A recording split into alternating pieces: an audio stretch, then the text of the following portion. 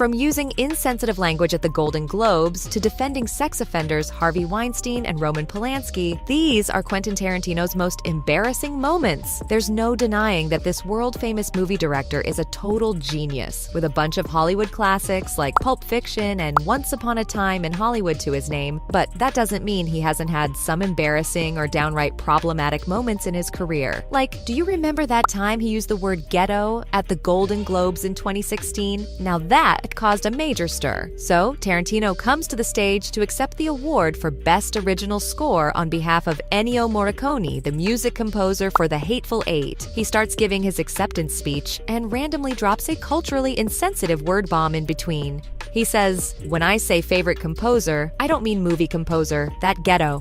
When I tell you everyone was shocked, I'm including Jamie Foxx, the presenter who came back to the microphone looking completely confused. He simply said the word ghetto before introducing his daughter, Corinne, Miss Golden Globe herself. Obviously, the Twitterverse exploded with hate for the director. People were disgusted by Tarantino's choice of words, especially when you think about all the racial slurs that are found in his films. Problematic, right? But here's where it gets even crazier. Tarantino didn't just use the wrong words, he got his facts wrong too. In his speech, he said that Morricone had never won an award in the US before, but turns out the iconic composer snagged 2 other Golden Globes and even won an honorary Oscar back in 2007. God, talk about a cringe fest. But there's no shortage of cringy moments in Tarantino's career. Like that time he completely lost it in an interview with Krishnan Guru Murthy. Y'all know what this director's views are about the connection between movie violence and real-life violence. He thinks that there's basically no connection. But when someone tries to disagree with him on this topic, oh boy, does he get pissed. And that's exactly what happened in a promotional interview for Django Unchained back in 2013. Channel 4's Krishnan Guru Murthy decided to bring up this subject, but Quentin wasn't having any of it. He straight up refused to answer Guru Murthy, but this journalist isn't one to quit. I mean, he made Robert Downey Jr. storm out of an interview. He kept pushing it, and finally, Tarantino snapped, saying, "I'm not your slave and you're not my master. You can't make me dance to your tune." Yikes! He went on to say that he doesn't want to talk about the implications of violence because he's said it all already. And if anyone wants to know his opinions on the matter, they can just Google it. He also made it clear that his views haven't changed, which means despite all the research done on the topic, he still doesn't think showing violence on screen has any real-life consequences. Quite tone-deaf, if you ask me. Maybe you're the one who needs to use Google, Quentin, and just when you think things couldn't get any crazier, the furious director created a new meme without realizing when he slammed Guru Murthy with, "I'm shutting your butt down." Man, could this guy get any weirder? He's one of the biggest names in Hollywood, and he's going around throwing temper tantrums like a child. But Guru Murthy isn't the only journalist that ticked Tarantino off during the press run for Django Unchained. There are so many instances of his absurd comments about violence that made the headlines, like what he said about the Sandy Hook mass shooting. That was just messed up. In January 2013, he gave another interview to Terry Gross, host of the NPR show Fresh Air, shortly after the horrifying Sandy Hook elementary school shootings, in which 20 children and 6 adults were brutally killed. Gross asked the director if such tragedies made violent films less appealing, and Tarantino's response was just bizarre. He said he'd watched a kung fu film days after Sandy Hook because those two things have nothing to do with each other. Wow, talk about being insensitive, right? Gross realized that she'd hit a raw nerve and hinted that Quentin seemed annoyed by this line of questioning, and you know what? He admitted it. He said he was really annoyed and it was disrespectful to the memory of those killed to talk about films. He also added the real issues behind these mass shootings were gun control and mental health. Sure, the issues he highlighted are important in the discussion about mass shootings, but showing extreme violence in his movies just for dramatic effect isn't exactly the best influence, no? And speaking of the content of his movies, let's talk about Tarantino's disturbing obsession with feet and showing them on screne. Seriously, this dude has a full-blown foot fetish and it's become part of many of his films, from Pulp Fiction to Kill Bill to Once Upon a Time in Hollywood. Specifically, Uma Thurman's bare feet are featured multiple times, whether it's her strolling around barefoot in Kill Bill or that legendary dance scene in Pulp Fiction. And how can I forget the absurd foot massage dialogue between John Travolta and Samuel L. Jackson? But it doesn't end there. The foot fetish is taken to a whole new level in Death Proof, with characters getting way too cozy with each other's feet and a severed leg. It was just too much. And in Once Upon a Time in Hollywood, the obsession reaches its peak because Margaret Qualley and Margot Robbie's feet are flaunted on screen multiple times for no apparent reason.